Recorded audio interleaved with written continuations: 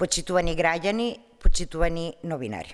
Интересите на граѓаните остануваат врвен приоритет за парламентарното мнозинство и владата предводена од СДСМ.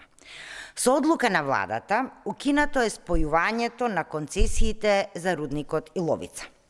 СДСМ и денес, но и од првиот ден, е против отварање рудници во еден од најплодните делови на нашата држава. ДПМН, кои денеска лицемерно глумат загриженост, се всушност оние кои ја дадоа концесијата за рудникот Иловица, но и други 85 концесии за рудници.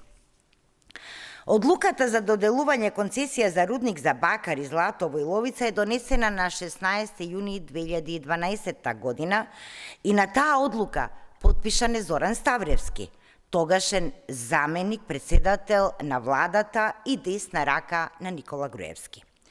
Пред доделувањето на концесијата предходеле позитивни мислења од неколку државни органи, каде свој подпис ставиле Милејана Киевски, тогашен министер за транспорт и врски, Љупчо Димовски, тогашен министер за земјоделие. Бидејќи се работи за постапка во 3 чекори, позитивно мислење е дадено и од Владо Мисајловски, кој денеска е подпредседател на ДПМН и близок соработник на Христијан Мицковски. Затоа, пред да глуми загриженост, Мицковски нека го праша својот подпредседател за рудникот во Иловица.